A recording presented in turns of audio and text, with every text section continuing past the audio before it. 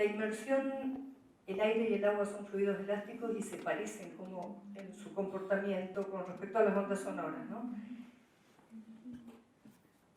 ¿Qué significa? Que cuando nosotros estamos como espectador inmersos en este cubo de aire y el sonido se desplaza, para que en una película funcione el sonido vamos a necesitar siempre un volumen de aire, porque si no, no se escucha nada, no existiría el sonido. Significa que desde que existe el cine sonoro, existe esta asociación, un volumen donde el sonido se despliega y una superficie plana que es lo mismo que podríamos ver, ¿no? Cuando estamos inmersos y vemos ese rectángulo de luz, una superficie plana donde transcurre lo que uno organiza de imágenes en una película. Ahora, sobre esto se escribió toda la historia del cine, ¿no? Sobre estos millones de... sobre la pantalla hay millones de palabras. Si uno tiene que hablar con un director de fotografía, y en parte por eso me resulta más fácil cambiar director de fotografía que improvisar con una persona nueva en el sonido, porque sobre este lenguaje hay miles de palabras para ponerse de acuerdo. En este mundo hay menos. De esta parte del cine se ha escrito mucho menos. Y lo que ha hecho al cine verdaderamente tridimensional es el sonido. Estoy diciendo eso y capaz que pasado mañana sale una cosa tecnológica y todo esto se va al diablo, pero bueno, por ahora. Entonces, esto, el sonido es un volumen. En esta idea de las películas, el sonido ocupa un espacio, un volumen, y la pantalla es solo un rectángulo donde se despliega en dos dimensiones las imágenes.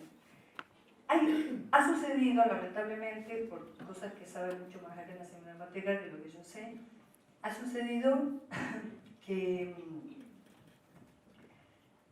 el sonido en el cine empezó usándose solo para afirmar y darle tangibilidad a lo que sucedía en la imagen, ¿no? Si uno piensa en los orígenes del cine, la locura por saber cómo los actores, la voz de los actores, eso daba carnadura a los personajes, el sonido, lo que llamamos Foley en cine, que es, bueno, acá todos saben, pero lo voy a decir por si acaso, todos esos sonidos que grabamos para que las cosas que vemos en la pantalla tengan un sonido. Esa fue otra maravilla de la aparición del sonido, ¿no? Ver que las cosas sonaban, las puertas pasaban los caballos sonaban, las puertas se abrían, se cerraban, todo sonaba. Ahora, esa forma de entender el sonido como una reafirmación de la imagen es una tradición que todavía persiste y hay poca tradición cinematográfica que esté jugando de otra manera al sonido con otro concepto que no sea el de afirmar la realidad de las imágenes. Por ejemplo,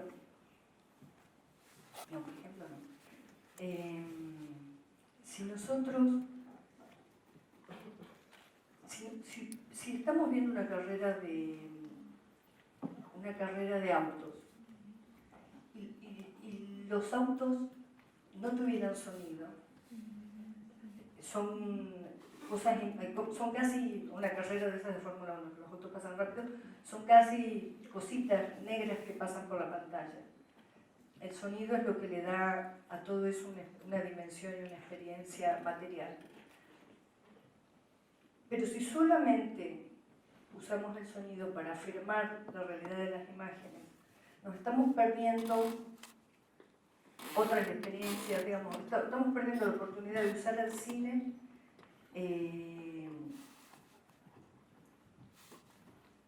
para otras experiencias, de las cuales también todos tenemos alguna práctica, que es trascender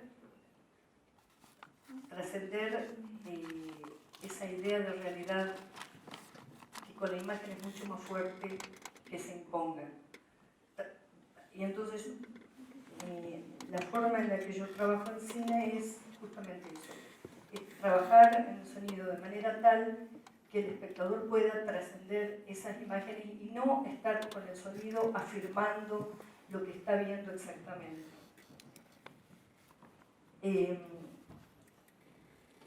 Si uno tiene si nos mantenemos en esa idea de inmersión,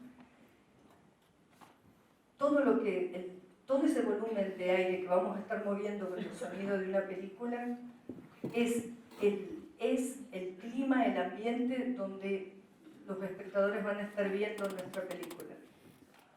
Y la posibilidad, de acuerdo a cómo trabajemos ese sonido, va a haber o no posibilidades de eso que estamos viendo, ponerlo en duda o presentarlo de alguna manera.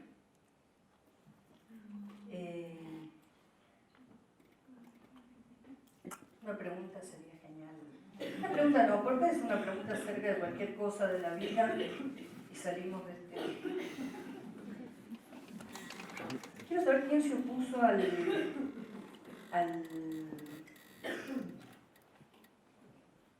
mural. Esa podría ser. No que yo esté enamorada, sino en general. Bueno, no, les pido de verdad, porque a mí me cuesta enganchar las ideas y siempre con las preguntas es mejor. Pero lo que les quería transmitir es esto, la idea de inmersión es una idea que para el cine, bueno, acá es muy concreto, porque tiene que ver con el sonido y estas cosas técnicas que estamos diciendo, pero la idea de inmersión es algo que es una experiencia de todos nosotros, ¿no? Estamos inmersos en aire. Para mí la conciencia de estar inmersa en aire, fue revelador. Y es muy difícil porque la inmersión en general significa un continente. Uno comprende la inmersión en parte porque hay un continente donde hay algo donde uno está, pero es difícil tener la idea de inmersión presente cuando estamos al aire libre. Y esa pequeña capa de aire, de esa pequeña capa celeste que uno ve desde Google Earth, de una imagen satelital cuando se aleja, esa pequeña capa celeste donde estamos inmersos, es muy fácil de olvidársela. Es muy fácil pensar nuestra existencia sin sentirnos todos metidos en lo mismo. Y entonces,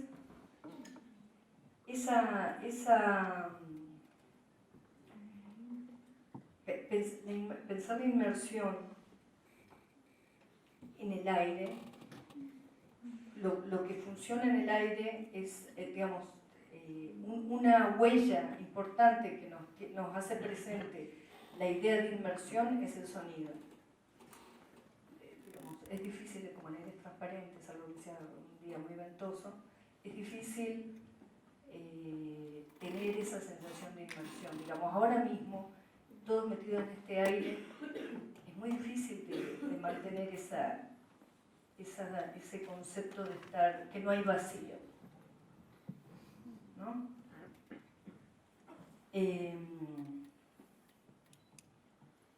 Bueno. Y a partir de ahí, de la idea de inmersión, hay un montón de conceptos que tienen que ver con el tiempo. Hay en los talleres que yo doy de cine, a veces hacemos una prueba que está buena, que es dibujar, no sé, por ahí ya lo habrán visto, me da pena arruinarlo sin hacer la prueba ahora, pero si tienen papel para dibujar, la hacemos. Si alguien tiene. Pero es esto, miren, dibujen, ustedes dibújenlo y después lo lo ven en su casa, lo discuten con los amigos, pero si uno dibuja a una mujer mirando un reloj de alarma,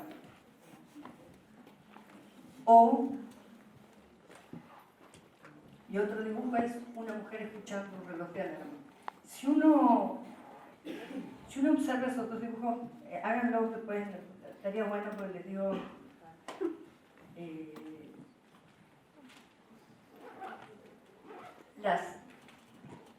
solamente de pensar ese dibujo, díganme cuántos han imaginado, si tienen que dibujar una mujer mirando un reloj de alarma, ¿cómo es ese reloj de alarma? La primera idea va a ser, seguramente, quiero adivinar, un reloj como los de los dibujos animados. Ahora, ¿por qué todos acá en esta sala hemos pensado en ese reloj que hace, sí, no sé en Montevideo, no sé en Uruguay, pero hace siglos que no vemos ese reloj? ¿Vos pensaste en tu reloj que esta señora tiene la suerte de tener todavía un reloj analógico? Pero si imaginemos otra vez ese dibujo de una mujer mirando un reloj de alarma. Ya, coincidencia de que todos habíamos pensado en un reloj de alarma de los de dibujitos animados. Ahora, ¿a qué lado del dibujo imaginario está la mujer? El que diga a la derecha es una persona que necesita terapia. Bueno, todos hemos pensado más o menos, uno puede decir, bueno, pero esto es por la construcción de la forma en que se organiza el lenguaje escrito, digamos, nuestra cultura occidental siempre va a poner el sujeto del lado izquierdo. Pero ¿por qué lo trasladamos tan fácilmente eso a la imagen? No se explica tanto por eso. De hecho, no se explica por miren, esta misma prueba la he hecho en Qatar, donde escriben al revés, y el porcentaje de mujeres a la izquierda era altísimo en los dibujos. Y pongamos que fueron 200 dibujos. Acá sí ya empieza una cuestión científica, de porcentaje. Entonces, ¿qué es? Eso es lo que estamos inmersos. Además del aire, del sonido y estas cosas. Estamos inmersos en ideas que no son comunes, que no tienen mucha explicación y que están desactualizadas como el reloj. Porque si yo le pediría a alguien que me dibuje, o si hacemos este dibujo, díganme quién imaginó un teléfono, que sería con lo que nos despertamos. ¿Y quién no se despierta ahora con el teléfono? ¿Y por qué no dibujamos un teléfono y preferimos el analógico, que ya no lo vemos nunca en nuestras casas? ¿Por qué sigue siendo esa la representación de un reloj de alarma? Y les digo una cosa más terrorífica. Piensen de nuevo en ese reloj. ¿Qué hora es?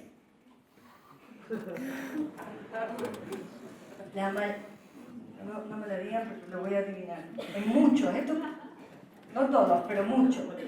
3 de la tarde. O 3 de la mañana. Ah, algunos dicen no, ya van a ver.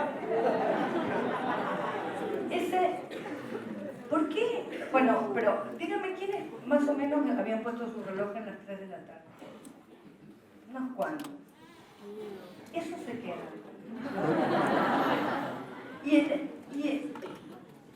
¿Por qué pasa eso? No sé, pero digamos, todo lo que les digo son experiencias donde no me importa el por qué, pero lo interesante es que tenemos eso en común. ¿Quién dibujó en su mente una mujer con el pelo corto?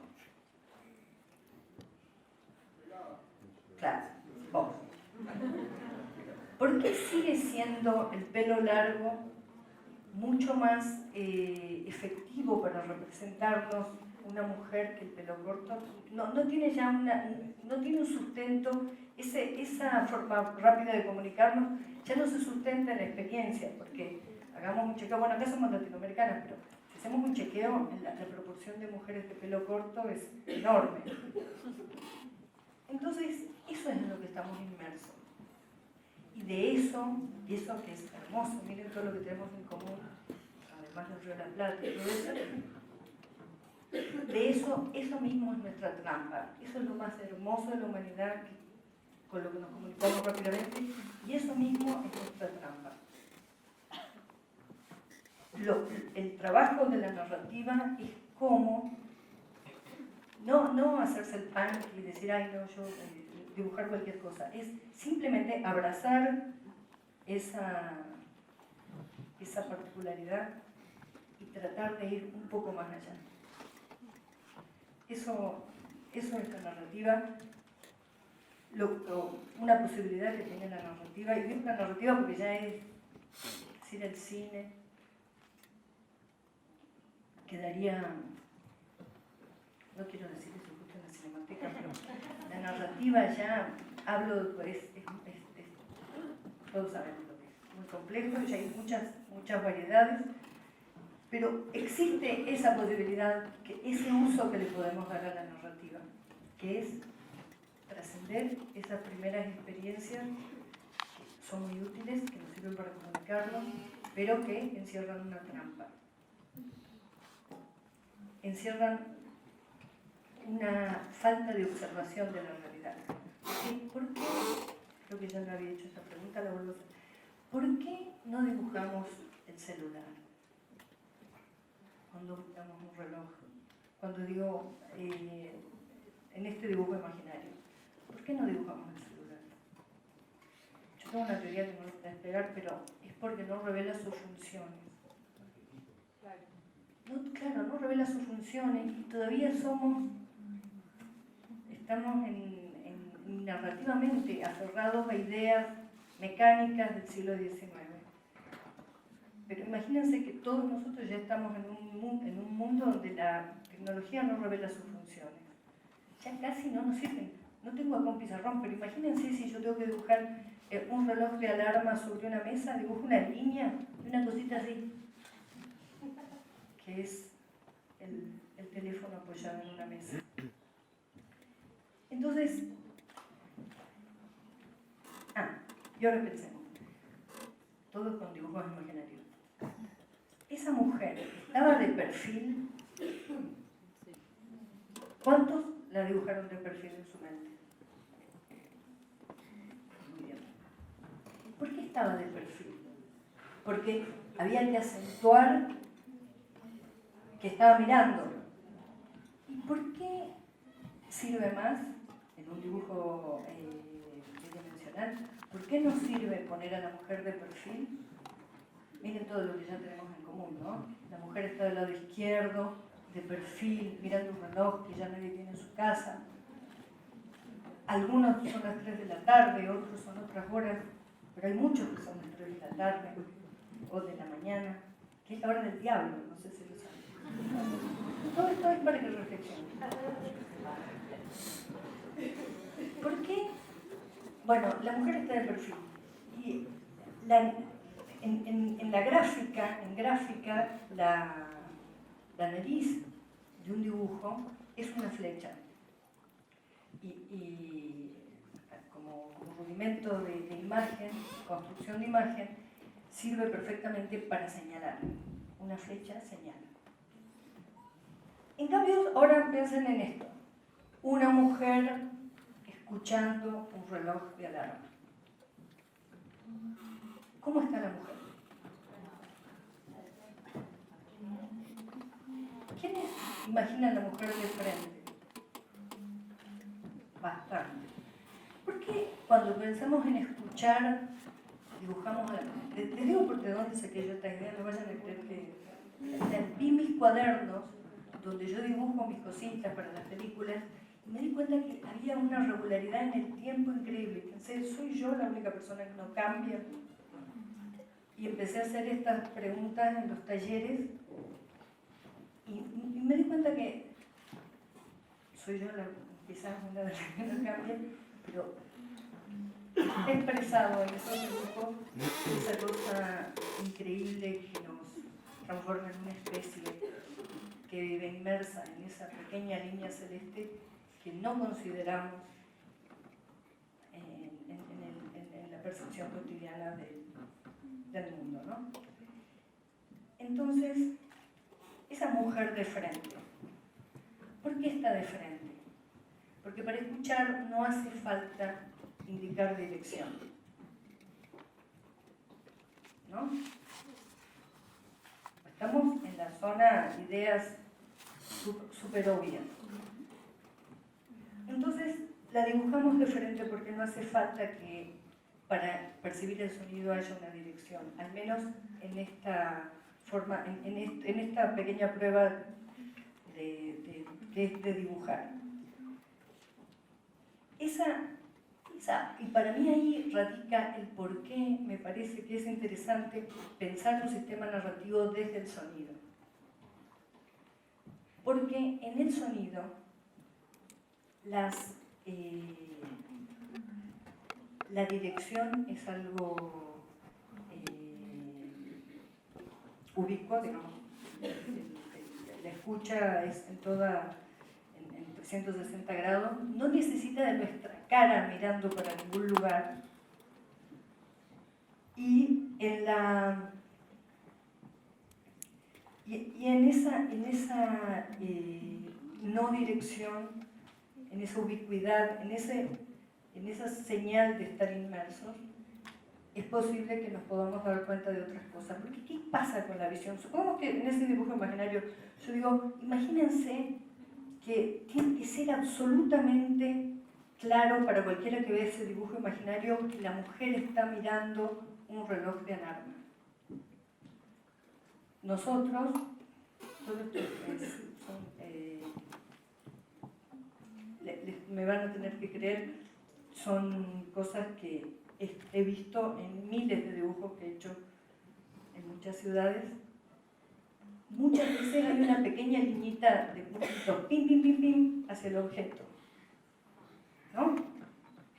En cambio, si digo, imagina rápido, si una mujer escuchando un reloj de alarma, ¿cómo hago para que esa idea de escucha sea más clara para el que ve el dibujo? ¿Qué harían?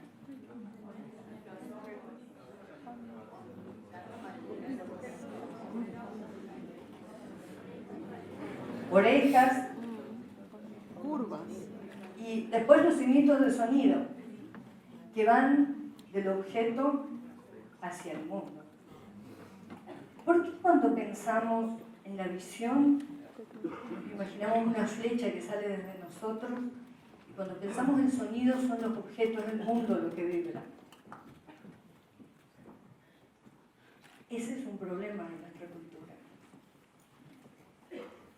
La imagen nos da poder sobre el mundo. Dominamos con la mirada.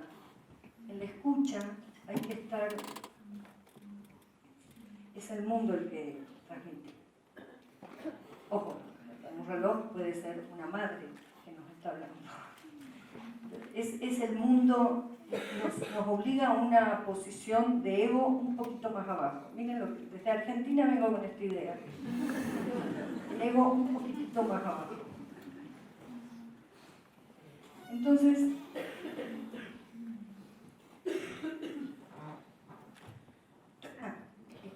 ¿por qué todo esto? ¿Por qué los dibujos de la escucha y del mirar?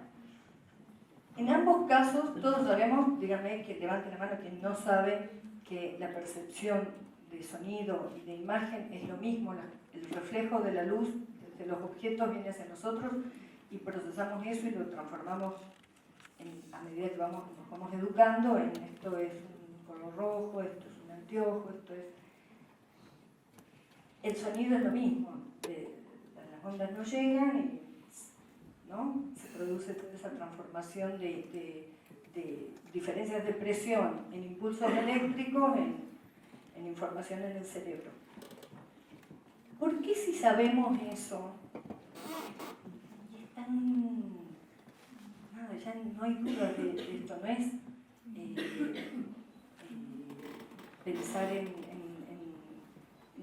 digamos, no tenemos muchas metáforas todavía, no sé por qué, pero digo, porque seguimos usando la metáfora de el sol cae, ¿no? Y no sé qué, cuando ya todos también sabemos que es la Tierra la que gira alrededor del Sol, no que el Sol cae en ningún lugar ni que sale por el otro. Y sin embargo, esas metáforas en el lenguaje siguen funcionando en contra de toda la ciencia, ¿no? No siguen funcionando.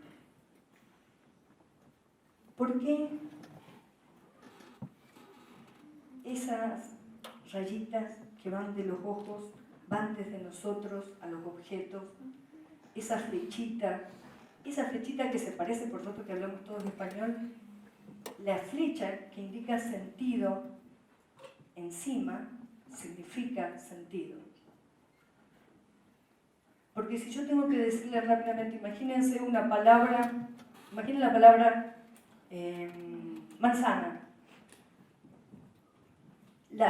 y queremos asociar la manzana con un referente, vamos a, digamos, una manera del lenguaje simbólico es, hacemos una flechita y la relacionamos con la manzana. Significa que la flecha, el sentido, tiene que ver con mucho más que el solo sentido de la dirección.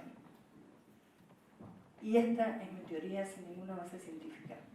Yo creo que esa flecha de la mirada en nuestra cultura es el tiempo.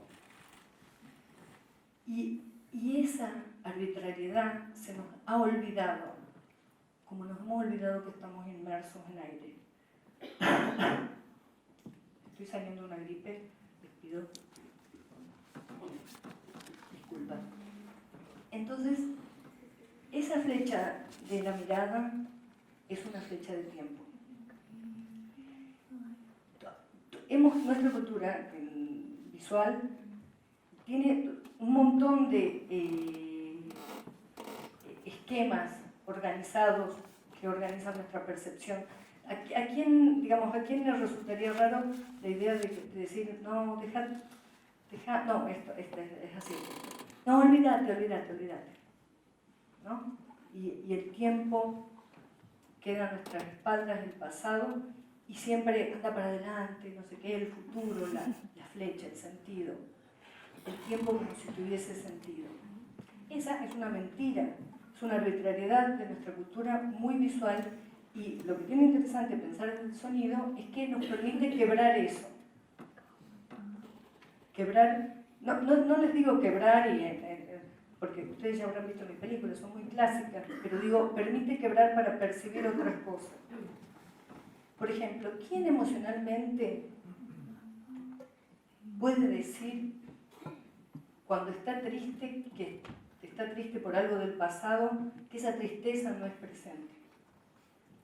Nadie, es imposible. Todos los deseos del futuro, las alegrías acerca de cosas o las preocupaciones, todas esas emociones están en el cuerpo en el momento presente.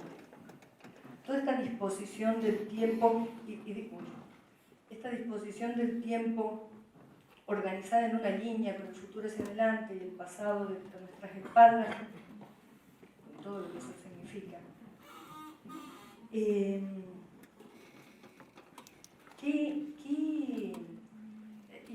todo un sistema organizado de causa-consecuencia, porque una vez que el tiempo es una línea, hay una cantidad de estupideces que van a empezar a pasar. La organización cronológica del tiempo.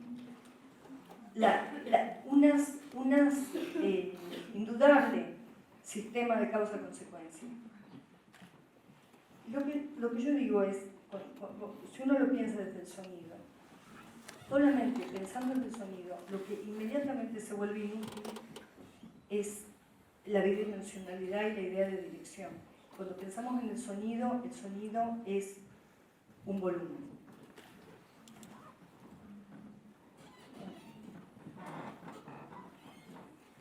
Entonces,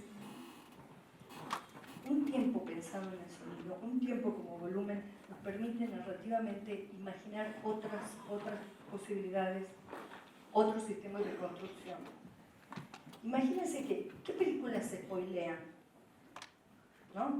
uno puede contar algo del final que las arruina.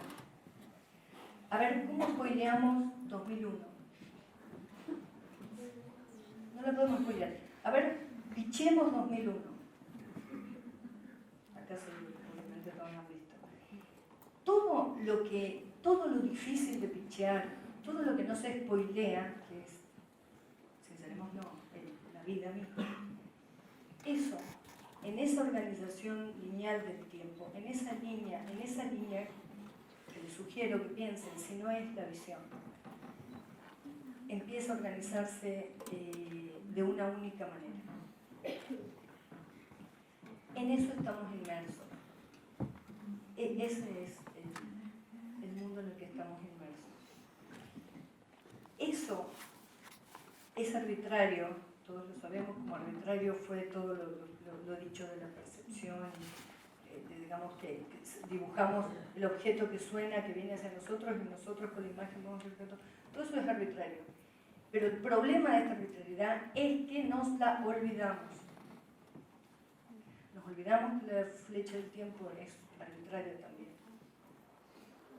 Y entonces, ¿qué narrativa? Digamos, ¿de dónde puede venir una idea narrativa con esa cosa tan importante al final que si se spoilea se arruina? Eso es una base judeocristiana. El sentido, al final vamos a entender, el tiempo se justifica por una cosa que sucede al final.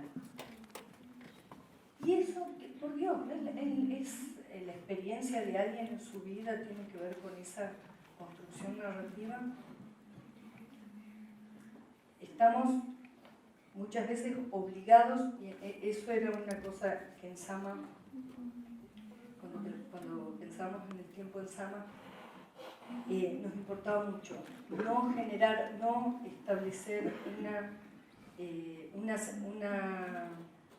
establecer una flecha de tiempo tan dura que nos hiciese pensar que vamos caminando en alguna dirección, porque lo propio de la experiencia de la existencia es que no hay sentido, no hay dirección, ¿no? Entonces, si uno piensa en un tiempo en relación con el sonido, y se los digo como una arbitrariedad, ya estuvimos siglos con la flecha de tiempo. Hacemos ahora un esquema del tiempo, lo vamos a imaginar como un volumen. ¿Y cómo narrativamente eso digamos, qué cosa nos permite pensar, ese esquema del tiempo nos permite pensar narrativamente qué otras cosas? Por ejemplo, la simultaneidad de cosas. Construir las escenas pensando que el pasado, el presente y el futuro están en esa misma escena y usar los artilugios que nos da el cine, el vestuario, el vestuario, la fotografía, el lenguaje que es dicho, usarlo sin una idea de que el tiempo que está sucediendo ahí es un tiempo lineal. Les doy un ejemplo. Me estoy enredando y hay unos buenos ejemplos.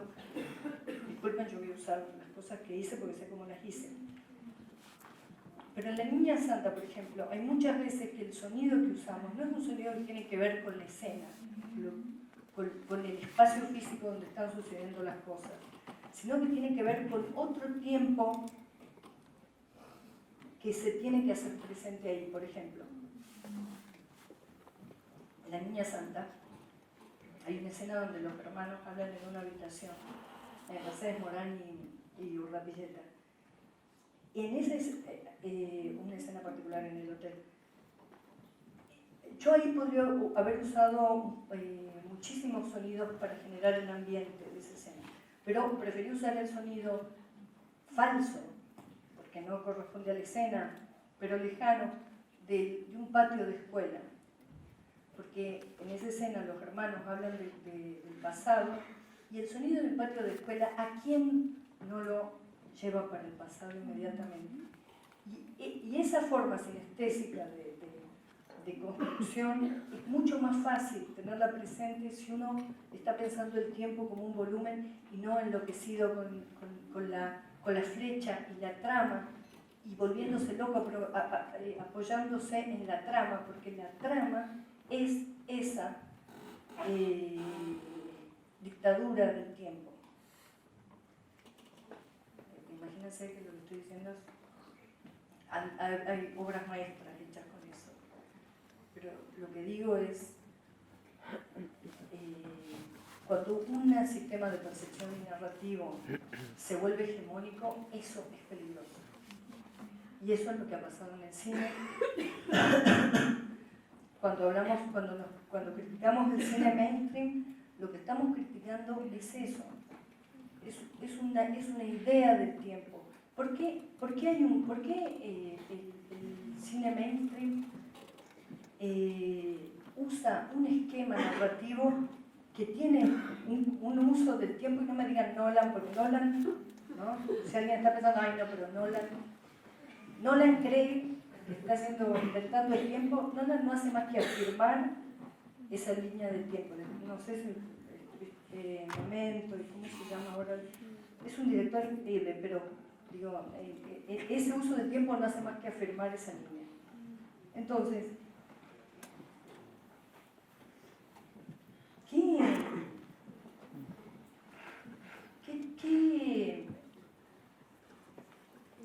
utilidad puede tener hacer el esfuerzo por un tiempo, por unos siglos, de usar un sistema alternativo para sustraernos de ese otro?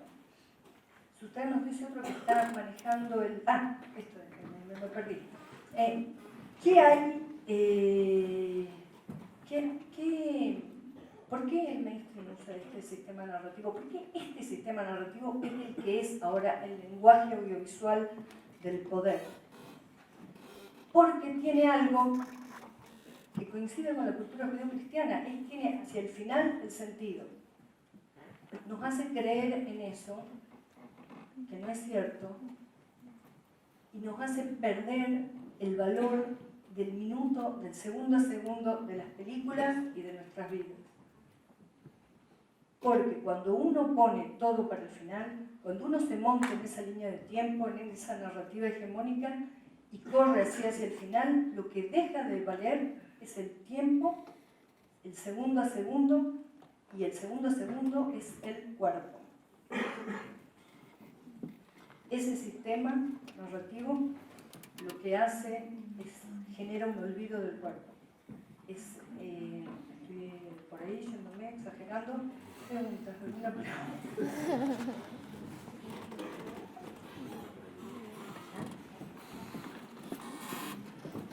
Quiero decirles esto porque... ¡Ay, qué suerte! Hola, yo tengo una pregunta, bueno, ya me va a costar elaborarla, pero... no, ya ahora lo que yo hice. Bueno, pero...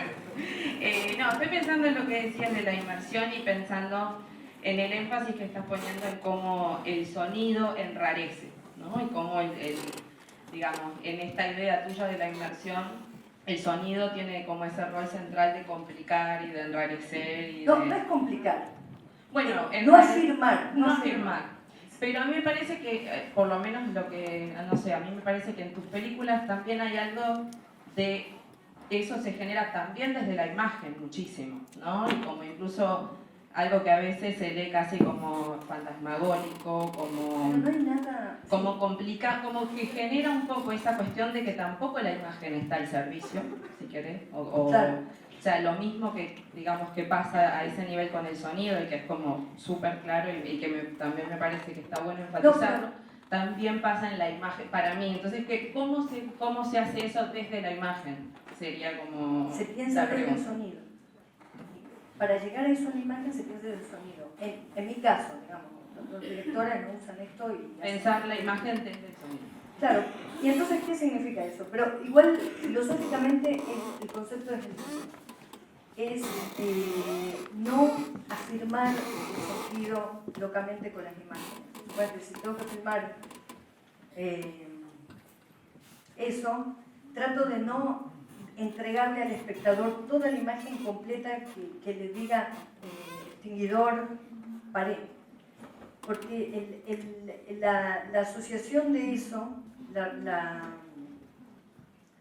esa velocidad, la velocidad de pensamiento es, para lo que yo hago, absolutamente inútil. Entonces tengo que ralentar la lectura de imagen para que puedan suceder otras cosas. Y para ralentar la lectura de imagen no puedo usar establishing shot, que es, no puedo usar tomas de establecimiento y para irle aclarando el espacio al espectador. Ojo, no estoy diciendo que esto esté mal hacerlo, no me sirve a mí con este esquema narrativo. ¿Por qué no me sirve? Porque a mí me sirve que el espacio sea algo que los personajes van abriendo. Si tengo que narrar el espacio antes que a los personajes, tiene que haber un motivo muy preciso. Pero no necesito estar diciendo, ahora estamos en la cocina, ahora estamos allá, ahora estamos aquí. Porque no es esa la experiencia de este tipo de películas. Estas películas tienen ese objetivo, estas porque son las mías y son las de un montón de directores, que lo que uno desea no es afirmar la realidad, uno desea poner en duda eso, porque pensamos que la realidad es algo transformable, es algo que no tiene un sustento en algo que no sea la voluntad consensuada de todos. Es raro, ¿no?, decir eso, porque hay mucha gente que pareciera que no tiene ninguna incidencia en la construcción de la realidad. Pero bueno, la imagen, la construcción de imágenes en este sistema requiere siempre tener precisa la idea, el concepto sonoro antes de filmar. Pero siguiendo ese lineamiento, desacelerar la lectura rápida, desacelerar el pensamiento visual dominador y hacer unas cosas, no digo hacérselas, complicárselas al espectador, porque sí, ralentar el tiempo de lectura. Eso es.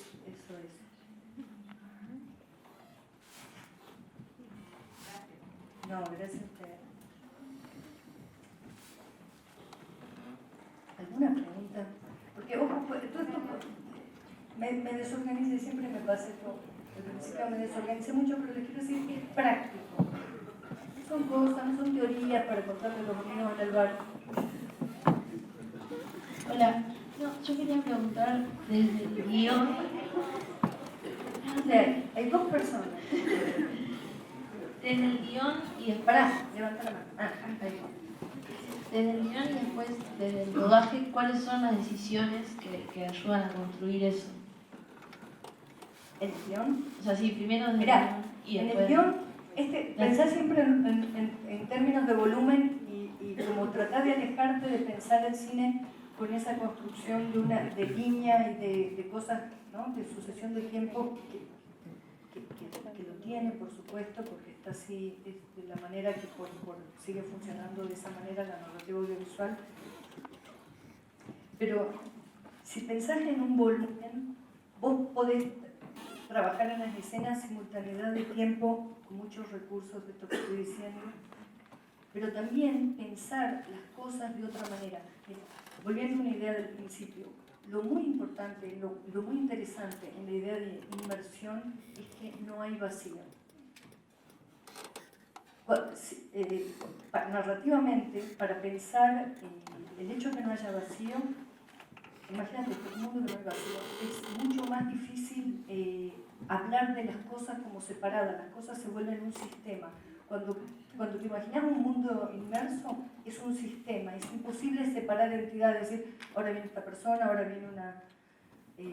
estamos todos unidos por el aire que desplazamos y por las mil otras cosas que todavía no sabemos, y me imagino habrá entre nosotros. Entonces, si supongamos una idea, voy a dar una idea que, supongamos este vaso tomo agua. Si vos tenés que Si vos tenés que trabajar narrativamente, voy a dar una cosa muy simplificada, ¿no? Un vaso.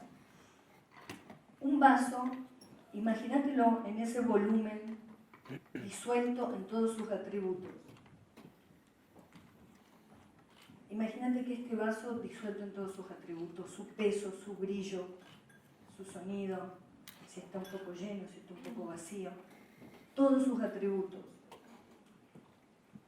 Este sistema narrativo, el que yo uso y lo que a mí me sirve, es no tener que estar, para que el espectador tenga en su mente un vaso contándole todas las cosas juntas, sino algunos atributos. Pensé eso en cosas más como el deseo, una historia de amor, una persona enojada, digamos, cuando en cosas más narrativas más complejas que esta idea primera. Pero esa disolución en los atributos, pensar las cosas disueltas en sus atributos, es muy útil para narrar. Porque podés tener presente la idea de vaso en todas las escenas. Yo un poco necesito de eso porque si no, no funciona para nada lo que yo hago. Yo necesito que el espectador sostenga durante una sucesión de escenas algunas ideas que no puedo materializar en algo tan concreto. Necesito que estén en pequeñas cosas presentes. Aunque no se esté hablando de vaso, aunque no haya un vaso, necesito que el vaso esté presente. Y me gustaría dar ejemplos más, pero es eso, digamos, a lo que te permite a nivel escritura es eso, pensar las cosas en sus atributos y no como entidades fijas. Por ejemplo, te doy la correspondencia con el mundo de los personajes. Para mí, si uno dice, bueno, vamos a hacer el perfil psicológico del personaje, y ya arruinamos la película. Ya empezamos mal. O sea, Hitchcock lo hacía burlándose de eso. No sé si se burlaba, pero me parece que se burlaba porque es de manual y sus películas no son de manual. Si uno hace un perfil psicológico de un personaje, uno hace una flecha de tiempo. Él le pasó esto, no sé qué, va a reaccionar así, no sé qué, y más o menos en el final del psicópata está. Entonces, en este sistema un poco de la inmersión, donde las cosas no están separadas unas de otras, donde la ambigüedad y los atributos funcionan más para la narrativa, en este sistema un personaje, me sirve más pensar un personaje como un monstruo, porque el monstruo, lo que tiene interesante es esa naturaleza indefinida. ¿Cuál es digamos, el monstruo en ese sentido más clásico, la palabra mostrare, que es el monstruo que va a hacer aparecer algo? Ese verbo, aparecer, faino, de fenómeno, es fundamental para pensar los personajes.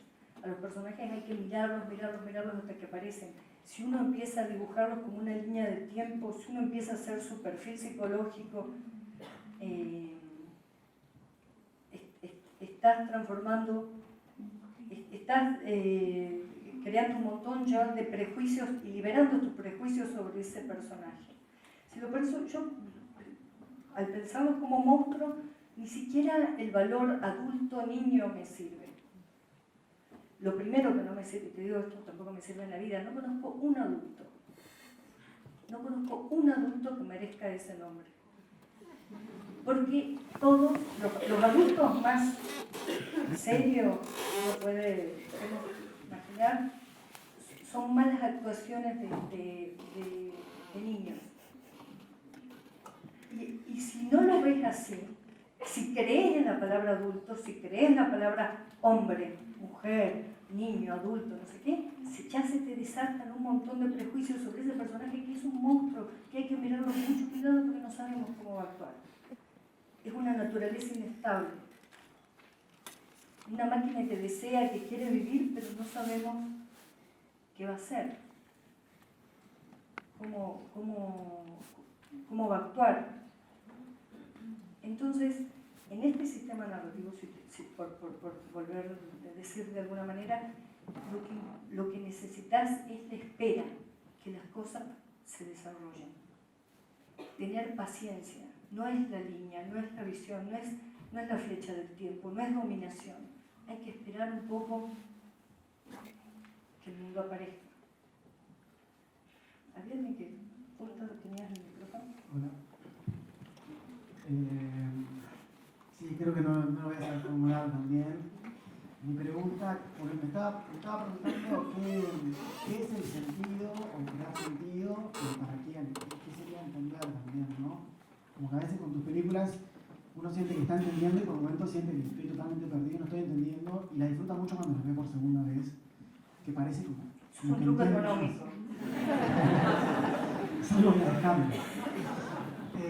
Estaba pensando en Sama, que la pude ver y después leer la novela y después verla de vuelta, así medio vicioso. Y me pareció que el personaje del bandido de Vicuña Porto, Sí. en la novela aparece recién en, no sé, en las últimas 40 páginas, y en la película vos lo introducís al principio, Sí. ¿no? Entonces me preguntaba por qué, si eso no es marcar algo del inicio que te genera una proyección y algo parecido a ese libro que estabas hablando. Ojo, por lo que te estoy diciendo, digamos, todos conocen las películas que hago, no son punk que de golpe una escena no tiene nada que ver con la otra, no son películas punk, son películas muy clásicas. Esto que te digo, no lo vayas a buscar de esa manera loca porque te vas a dar con la cabeza contra la pantalla. En la estrategia en Sama de poner a Vicuña desde el principio tiene que ver con razones, primero porque quería que la idea del origen de todos los males esté desde el principio, me servía eso y que aparezca como por pedazos, las orejas, sobre una persona que ha sido asesinada 1000 veces, que lo dicen muchas veces, ya lo ha sido ejecutado, no sé qué, ha muerto 1000 veces. Eso mismo va destruyendo, aunque yo lo ponga desde el principio hasta el fin, porque narrativamente obviamente estoy en ese esquema, de lo que te estoy hablando son de estrategias distintas dentro de eso que es medio insalvable, porque por ahora seguimos manejándonos por este sistema narrativo, pero dentro de eso puedes tener estrategias para ir rompiendo.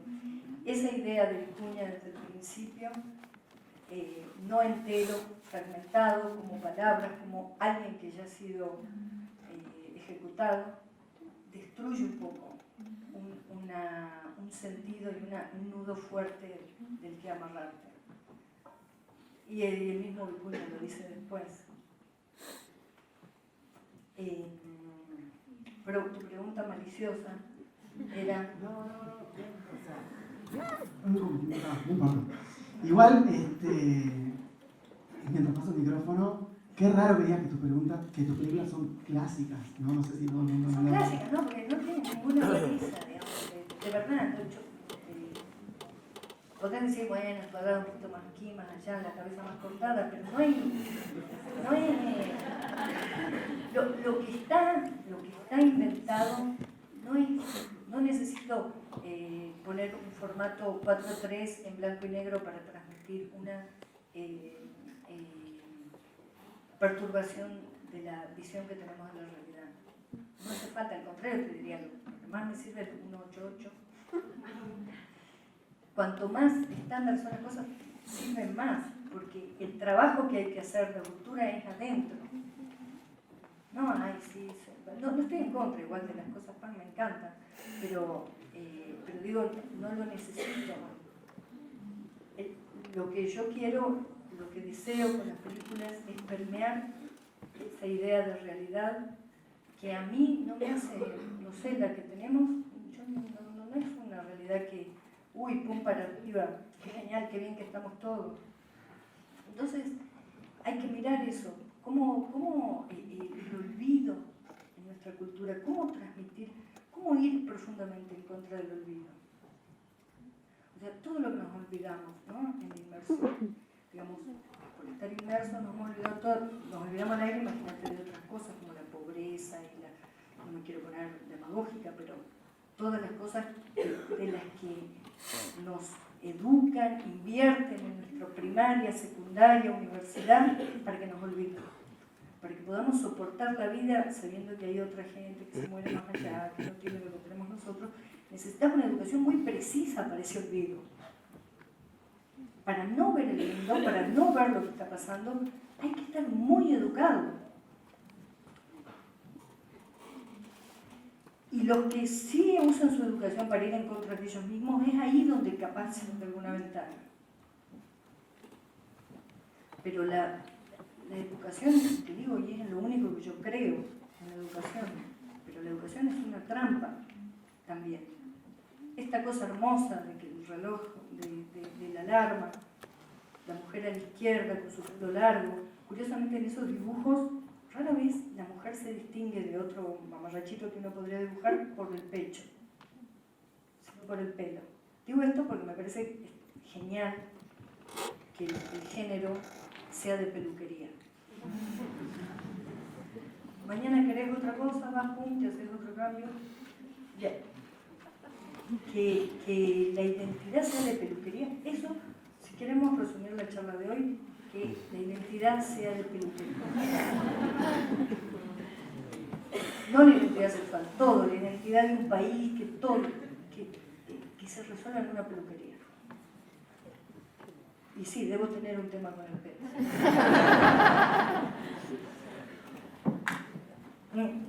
Pero para otra, a ver, alguien menos malicioso que este muchacho.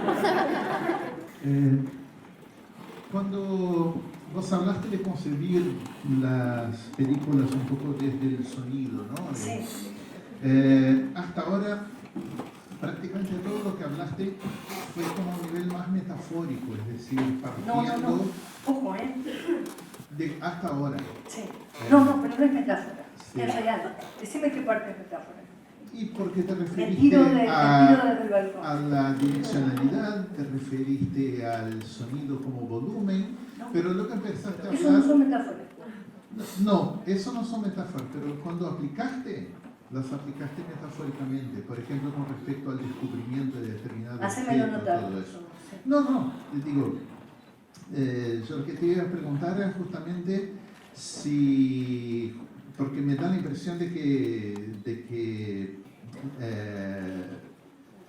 pretendiste decirlo en forma literal y me da una curiosidad enorme que pudieras describir alguna escena o algún fragmento de una película tuya, cómo vos lo concebiste desde el sonido, es decir, si puedes dar un ejemplo, sí, no un ejemplo hipotético, sino un ejemplo No, real. ojo, pero quiero aclarar algo.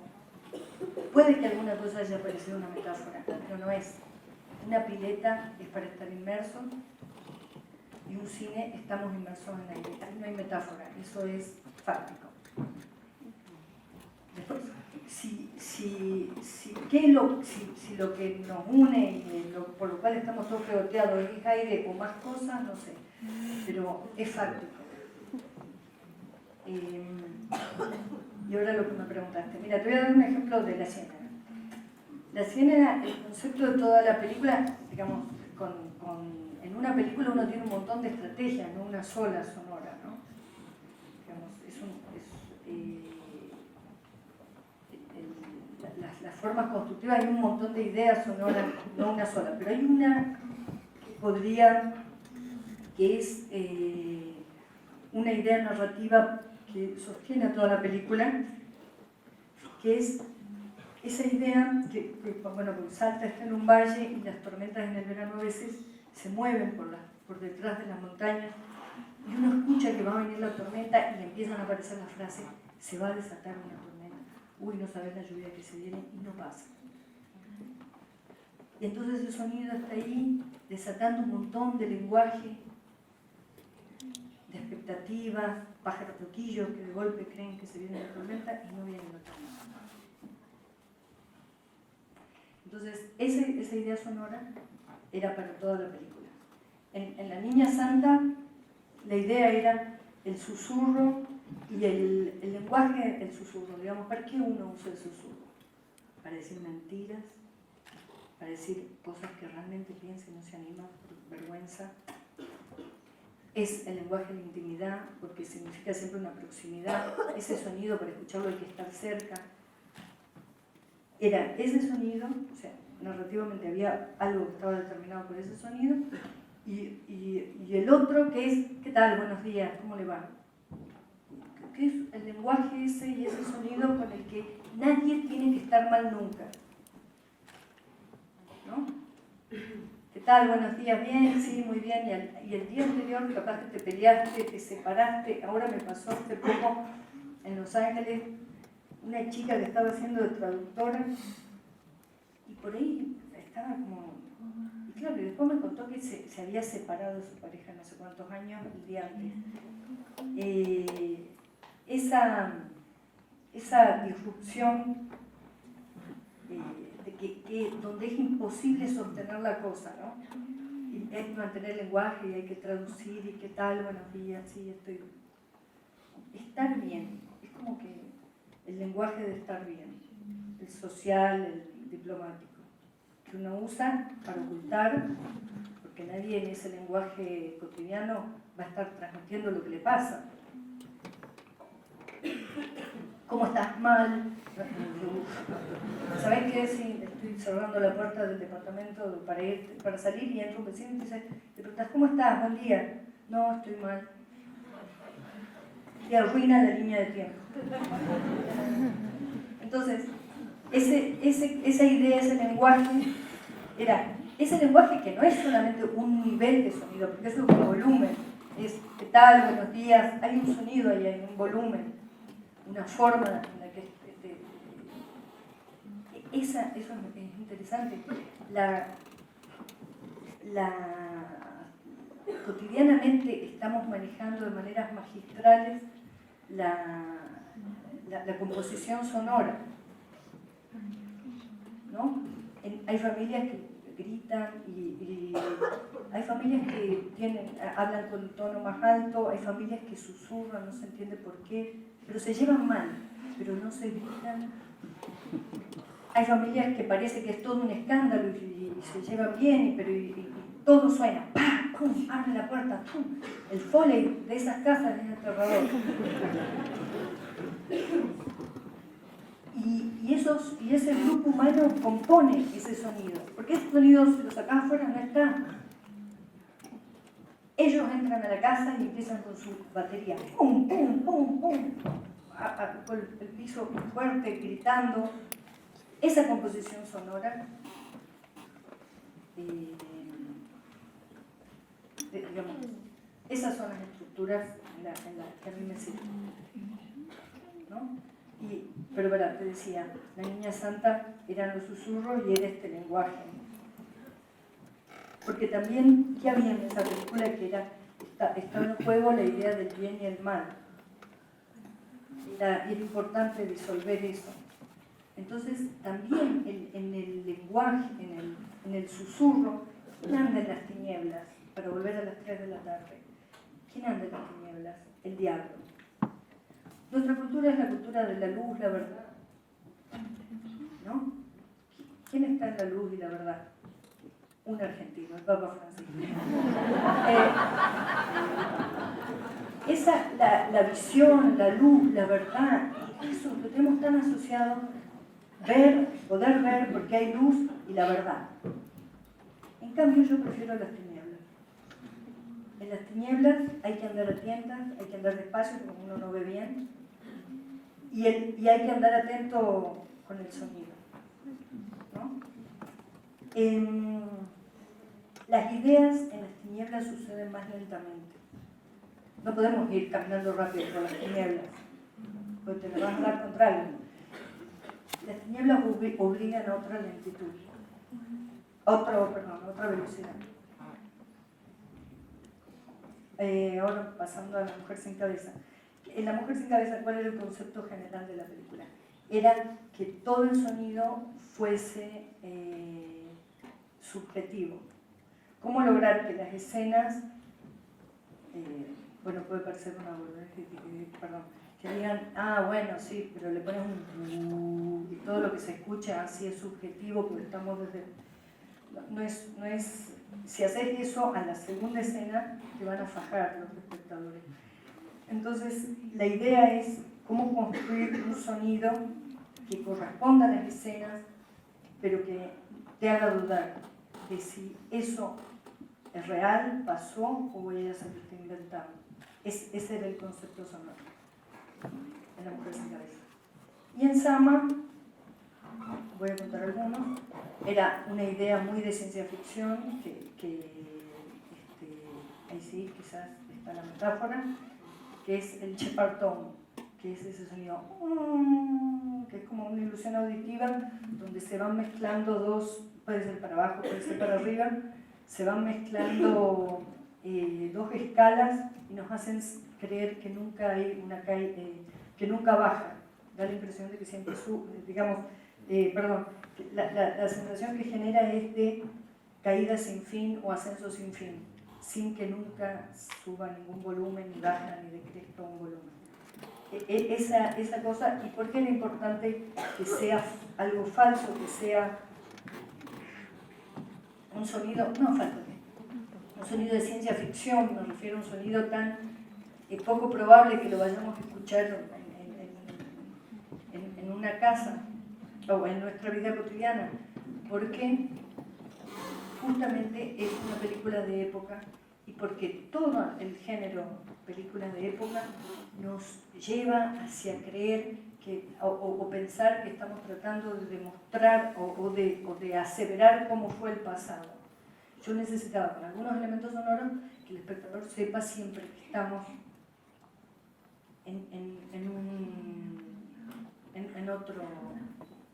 en otro camino, no ese camino afirmativo, porque ¿para qué se usa en Latinoamérica el cine de época? Para afirmar nuestros héroes, las naciones, no sé qué. La mayor parte de las películas de época son, una gran mayoría en toda Latinoamérica son películas de héroes del siglo XIX. Es un género que lo hemos usado en Argentina, sobre todo para relatar esta aparición del Estado, el Estado-Nación, me da vergüenza decir eso, pero el Estado-Nación de la Argentina y sus héroes, machotes. Y entonces, ¿cómo, si estás en ese mundo, porque para esto, digamos, todo, tenés que contar con toda la tradición y todo lo que viene de nuestra cultura, no es que vas a empezar a narrar de cero. Uno viene con eso uno tiene a favor, es el lastre de que el que se sienta a ver una película de época ya se sentó para una cosa, así sea el más moderno, canchero. Uno se sienta y en cuanto la película empieza a no ser lo que realmente uno esperaba, otros pensamientos empiezan a pasar. Si yo genero con la narrativa un estado de certeza, es que no hice bien mi trabajo. La identidad se define en una peluquería y la certeza es que fallé. Entonces, pero de sonido. Entonces, ese sonido era para ir en contra de esa tradición, que uno, ese arrastre, esa especie de estropada que va a traer inevitablemente cuando uno se sienta a ver una película de época. Era romper con esas cosas, elegir los bichos que sonaban más artificiales, los bichos reales, que sonaran más artificiales, evitar, como en la imagen evitamos el fuego o las velas, que es como, enseguida alguien quiere situar el pasado y pone una vela. Ya estamos en el pasado, tranquilo. Y eso no lo hago por ir en contra del espectador, para nosotros, para el director de fotografía, para mí, para todos los del equipo, para estar alertas, para no ir por los lugares comunes, porque los lugares comunes significa que estamos de acuerdo con todo. Para ir por algunos lugares comunes que nos necesitamos, porque sobre algún terreno hay que caminar, pero no todo. A nosotros, que no haya vela, que no haya velas y que no haya fuego, nos obligaba a pensar qué iluminaba las escenas de noche.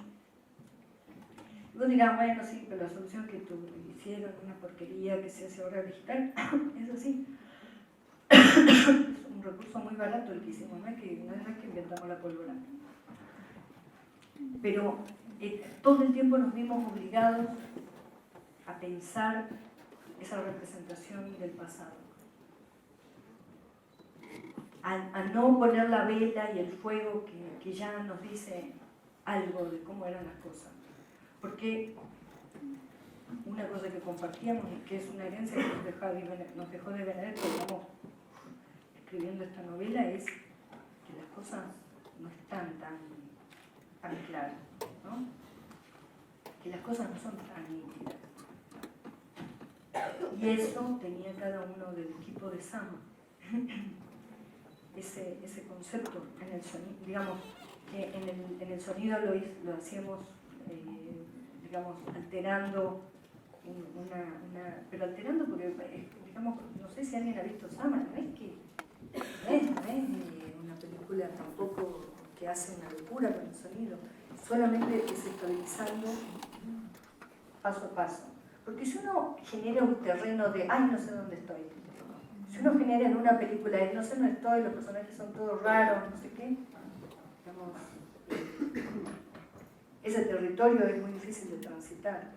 A mí no me sirve, digamos, a mí la creatividad loca no me sirve. Me sirve manejarme en ese terreno, pero haciendo estrategias, digamos, modificando internamente las ideas narrativas, ¿no? ¿Qué hora es? ¿Qué? ¿6? ¿Y aquí no tenemos que terminar? Hablé muchísimo. Bueno, no, pero porque hay preguntas, alguna cosa. Acá tenemos.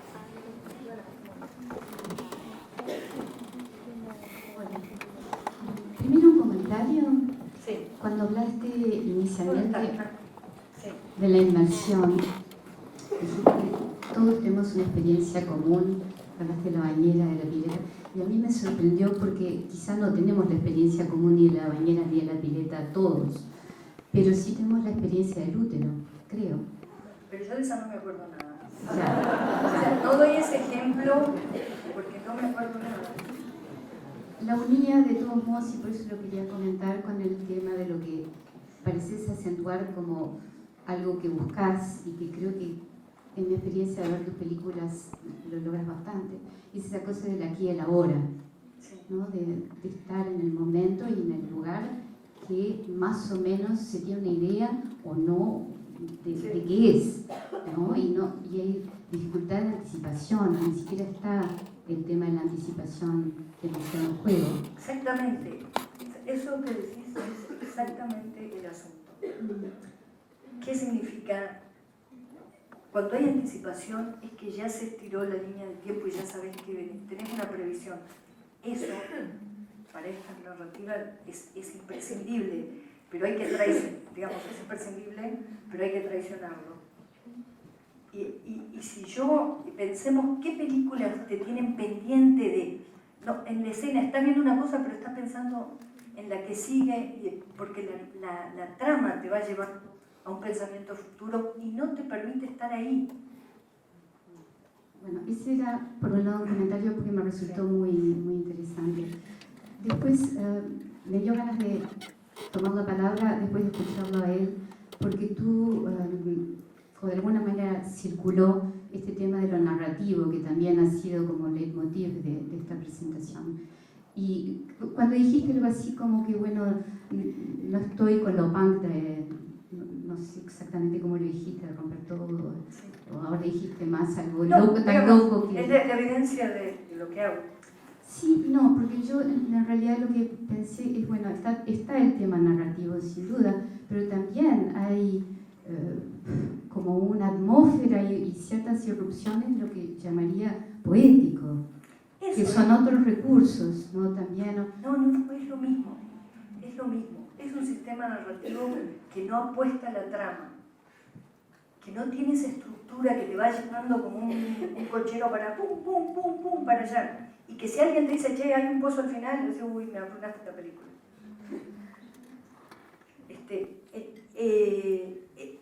Esto que vos decís, lo poético, que nunca es una intención mía, si sucede, gracias a Dios, pero nunca estoy buscando ahí ver la poesía ni la metáfora, lo que ese sistema, este sistema narrativo, si no se agarra de la trama para generar tensión, ¿de qué se agarra?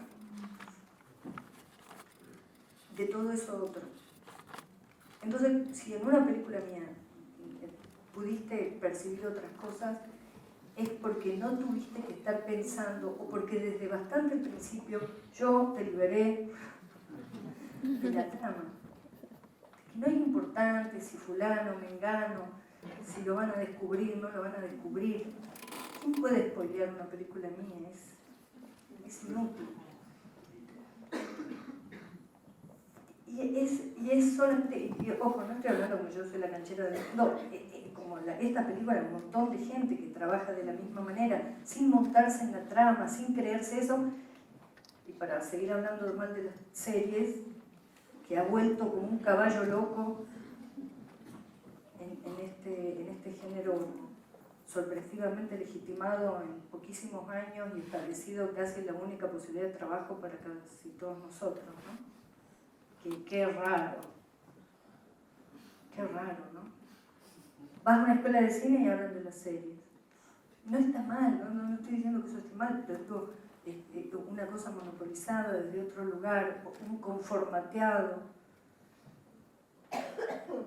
Y otra vez nosotros ahí obedeciendo. Bueno, perdona, pero vos seguís desarrollando. Sí, creo que es la última cosa. Con esto de desaprender o de alguna manera deshacerse eso como un poco grilla demasiado rígida de la educación en sentido amplio. Yo pensaba, cuando dijiste la palabra punk, en un director de cine, en Derek Jarman, que se asocia un poco al movimiento punk. Pensé específicamente en la película The Last of England. Y en, uy, me mataste. Bueno, pero decime. Hay una escena que no sé exactamente cómo es porque hace muchísimos años que no la veo, pero creo que sentó, hay como escenas un poco apocalípticas, digamos, pero muy reconocibles. Y en algo de eso que va corriendo hay en la banda sonora algo que no corresponde. Claro. Y es una grabación de la voz de Margaret Thatcher diciendo con enorme amabilidad ¿Have you enjoyed the Falklands? Y le pregunta a los soldados que vuelven si la pasaron bien, ¿no? Y también, bueno, lo asociaba a la banda sonora de Sama, a la música anacrónica, que es otro recurso que usa bastante Jarman, y yo eso lo llamo poético. No, tenés razón, pero no es lo que yo percibo. Si sucede, lo agradezco porque te imaginás que digan algo poético de uno, no, siempre se sonríe, una cosa buena. Pero no estoy percibiendo eso. Lo que yo percibo, si el efecto es poético, gracias por el que lo percibe de esa manera. Pero lo que percibo con esta narrativa, y creo que muchos directores que trabajan para el mismo lado, es no afirmar la realidad. No afirmar la realidad.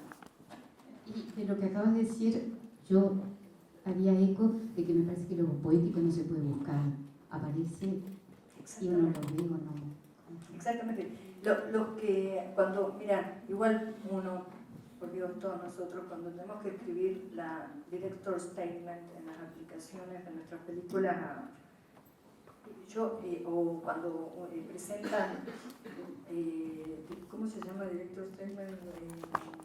Bueno, las ideas del director, no sé qué, bueno, cuando llegan los proyectos, leo eso a veces para no sentirme lejos de esa persona. En el esfuerzo, con toda esa mayonesa de hacernos creer en algo. El esfuerzo de hacernos creer que va a haber poesía, que va a haber esto, va a ser lo otro, porque necesitan la plata para filmar la película. Y entonces una cantidad mirá qué locura esto. La misma industria te obliga a que prometas poesía, a que prometas XXX. Porque esa industria, sacando esto que es una complejidad enorme, el trabajo de la narrativa, el trabajo de la persona cuando narra, si se logra satisfacer con lo que le va a pasar en la industria, lo aplaudo. Pienso que Guillermo del Toro es un caso. Lo aplaudo, pero esa satisfacción no le sirve a muchos directores. No es una cosa... a muchos directores necesitan otra cosa. Sí, señora.